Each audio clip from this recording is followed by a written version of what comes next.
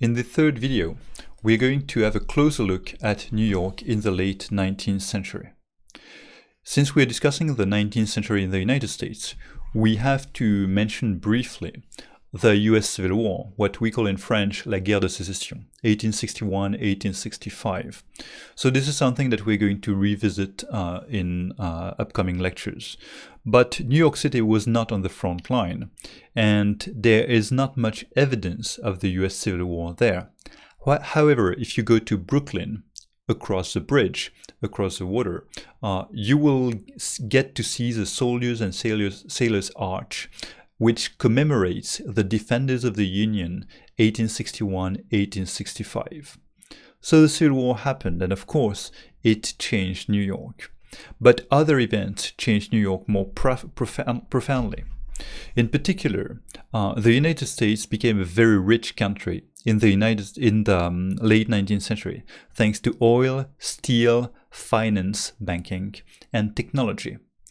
The combination of capital plus industrial development created billionaires, people like Rockefeller, J.P. Morgan, Carnegie.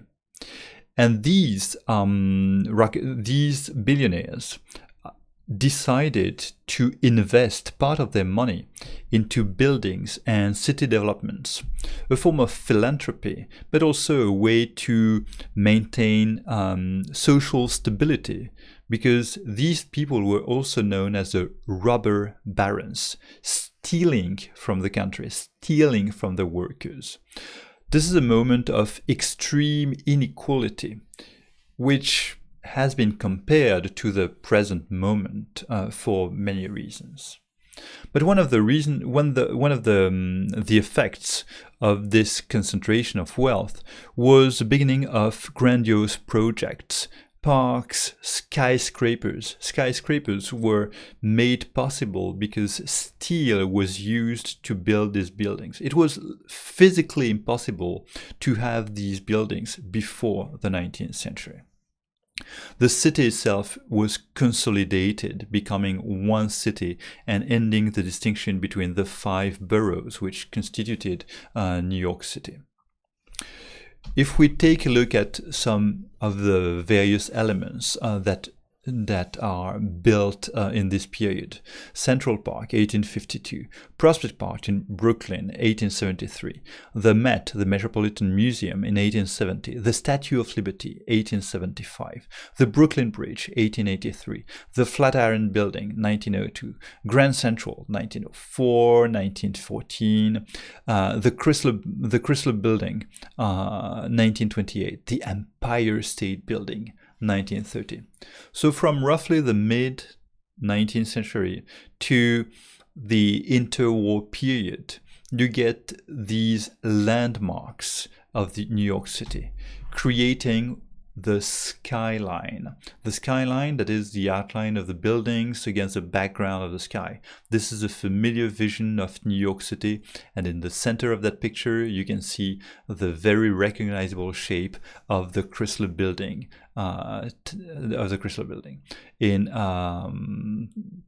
So this is from 1934, and if you compare that to the image that we saw from the mid-19th century, now we recognize New York City even more. The skyscrapers, the tall buildings, that vertical steel and concrete city. The rise of New York City is also the rise of the United States as a whole. This is a period of imperialism. The United States becoming stronger and becoming, as you can see in this caricature, from the late 19th century. In this caricature, the United States is becoming a world power and discovering itself to be a world power. So, in part because of the natural resources at its disposal, in part because of rapid technological progress, Thomas Edison is one of the world's leading inventors in the late 19th century. And then later, because the United States escaped the war in Europe, well, it escaped the many wars in Europe in the late 19th century, but especially it escaped the First World War, which lay waste to the population of Europe and created a massive transfer of power. So what we see in New York City is a reflection of what was happening to the United States as a nation. I like to focus on a symbol of the American dream. I like to focus on the construction of the Statue of Liberty. So it was planned for 1886, for the 100-year anniversary of the Declaration of Independence, and it was an ambitious project, and it stands as a symbol of the American dream. So I'd like to clarify this. The phrase American dream was only invented in the 20th century, so 50 years after the Statue of Liberty. And it refers to something specific. It is a dream of a land in which life should be better and richer and fuller for every man, with opportunity for each according to his ability or achievement. So, it's the ideal of a classless society with social mobility. It's possible to belong to one class first and then to belong to the upper class. It's possible to start poor and become rich, and you will not be judged for that. So the American dream is a dream of the United States as a land of opportunity, and that's the extent of the American dream. This idea of the land of opportunity for everyone is inscribed in a poem that is written on the Statue of Liberty itself. It's a poem called "The New Colossus," something that you should be familiar with, or at least you should be able to recognize. So here are the key passages. This is dedicated to the Statue of Liberty, a mighty woman with a torch, whose flame is the imprisoned lightning, and her name, Mother of Exiles. Keep, ancient lands, your storied palms. Give me your tired, your poor, your huddled masses yearning to breathe free the wretched refuse of your teeming shore. So the new Colossus encapsulates this idea that the United States is a welcoming place. It's a place for migrants. It's a place for all the people who can no longer live safely in Europe. So it is connected with this idea of the American dream. Mass migration, the American dream, they work together, and the Statue of Liberty stands as a symbol for that. Of course, the Statue of Liberty stands for a symbol of many things. In Planet of the Apes, 1968, and in Cloverfield, 2008, the Statue of Liberty stands for civilization. To destroy the Statue of Liberty is to destroy mankind. In Titanic, 1997, the Statue of Liberty is a symbol of hope, coming to a new land, escaping Europe, escaping the ship itself. In Ghostbusters 2, 1989, this is the one with the pink jelly right there, the Statue of Liberty stands for humanity, sanity. It is a force against evil.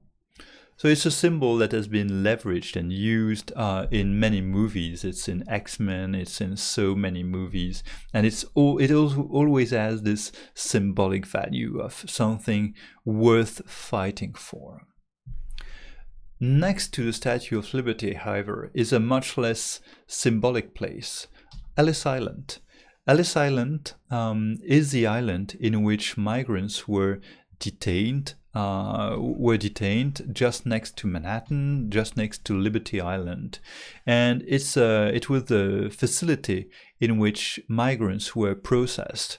And it's estimated that one third of Americans at the time came through Ellis Island to be in quarantine, to be examined, to fill out forms. So it's of course an ambiguous symbol. It's a place which symbolizes entering a new country, but also the distrust towards these new migrants. This distrust is something that played a strong role in shaping the city, because this massive migration led the United States to question what kind of country they wanted to be. The new Colossus suggested that it was an open country, a country for migrants, a country for everyone. But there was a fear in the 19th century that hyphenated Americans, so Americans with an hyphen, German Americans, Irish Americans, Italian Americans, that hyphenated Americans were perhaps a threat to the United States, and it gave birth to a movement known as nativism, that is, protecting the United States from these migrants. And it also led, of course, to a debate regarding the type of integration, the integration that the United States wanted. Did it want a cosmopolitan society with many cultures, or did it strive for assimilation? And at the time, assimilation, the idea of the melting pot, everyone blending into one culture, was the dominant ideology. So hyphenated Americans, because they retained their original culture in Little Italy, Little Ireland, Little France, hyphenated Americans were seen as a threat to assimilation, to the creation of a unified American culture. The 19th century, the early 20th century. You see these monuments, you see Central Park, the Empire State Building, but really the city transformed in other places. In particular, the Harlem Renaissance in the 1920s, just north of Central Park, stands as an important moment in the history of the city, because Harlem was a traditionally black neighborhood, and in the 1920s, it became a place for this cultural explosion with jazz, poetry, visual arts, and it's a founding moment for Black identity in the United States. I included this wonderful poem by Langston Hughes, sometimes known as Harlem, which I'll let you read for yourself. But this final sentence, or does it explode? What happens to a dream that has been deferred, that is a dream that has been delayed, a dream that has been pushed back? Does it dry up, or does it explode? And this is 1951, so just a few years before the proper beginning of the civil rights movement. Again, if we move around New York City, we find traces of the Great Depression, the crash in Wall Street, the New Deal, the work progress administration. You see murals, that is, mural paintings, and various improvements to the city.